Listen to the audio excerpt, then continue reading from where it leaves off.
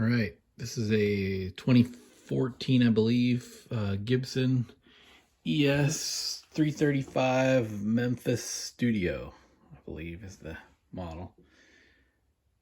To give a quick look at the condition of the finish here. Tiny bit of scuffing right around the edges where somebody's holding it. The guitar has definitely been played.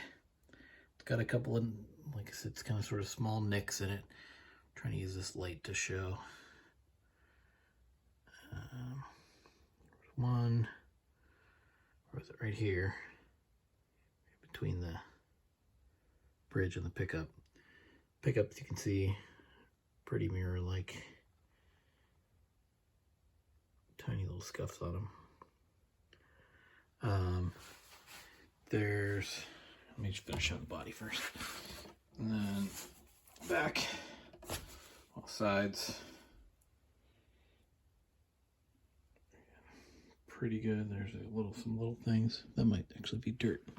Tried to clean it up, I might have missed a spot. Jack's good, strap button's good. The back of it, again, some little scuffs, a little bit about buckle rash there.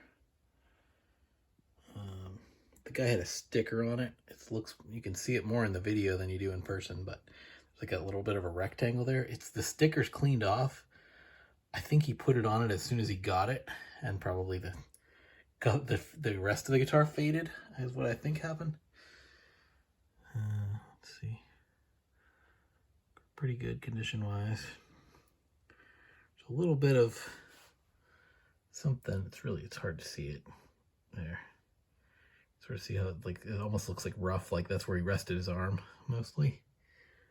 I think maybe is what's going on there. The neck joint is good. You can see this tiny little bit of a line on the finish right there. I believe it's the finish, because you can see the rest of it is not. It's a little tiny bit on this back, in that corner. It's hard to even really capture it, but you can see a little tiny bit of whiteness. The rest of it isn't moving.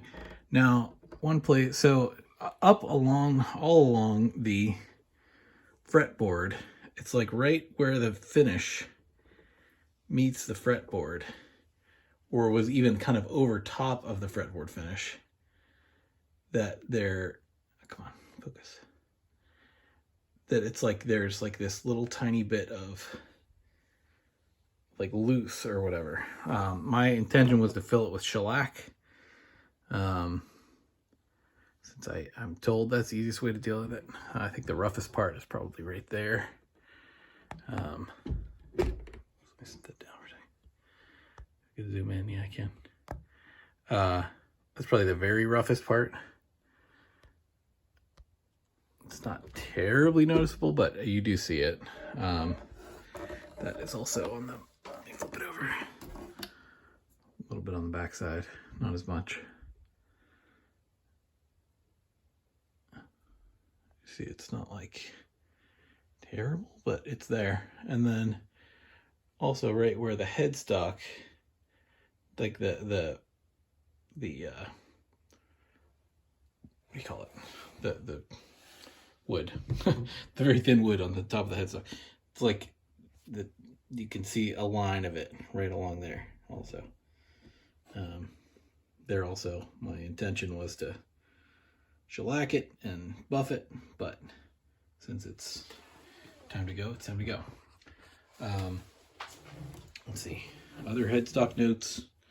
It's pretty good, really. I did adjust the truss rod just to see if it would work. It did go in and out easily. It's not terribly old, so not surprising. Serial number's super hard to see up here, which apparently is common on this particular model, but you can see that made in USA, barely. These are hip shot tuners. Why isn't it focused? Sorry. they're pretty cool. At first I thought they were a little bit weird, but these were the first ones I used. So, but it is nice, I think, to use them. I'm showing you with the strings off now, just so you can see. There is one ding on the neck. You can see it's not terribly big, but come on, focus. But it's a ding. There also, shellac was my plan. Anything else? I did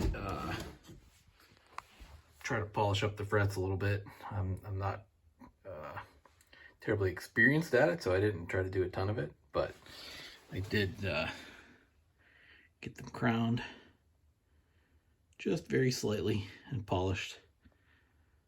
There was like a mark, I don't know, it was like on the 4th or 5th or something like that, that I was flattened out because the guy, you know, he played them into being a little bit flat. So I very gently try to dress them here. And I think they are good. I already had strings on it and did validate that it's, you know, good, and frets are all good and level, and that they, you know, I don't have any buzzing notes. I had it set up for 10s, with 10s, which I guess is what I'll put back on here, just to, so I don't have to mess around with, you know, trying to set it up for something else. I could set it up for 11s if that's what we need to do. The one other thing, there's a tiny, again, I like to nitpick every little possible thing I can find. There is a little tiny bit of, like, I guess separation or cracking. I don't know what exactly you call that, since it looks like it's right between the rosewood and the binding on the neck, or on the fretboard there. But again, it's not terrible, but it's there. Anything else? I don't think so. Here's the sticker. The it's really hard to see that serial number on the back, but it does match the sticker, just for validation's sake.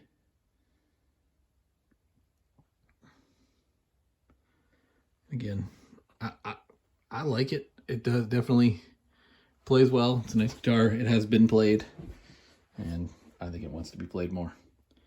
But that's what it is. Hope you have a good day.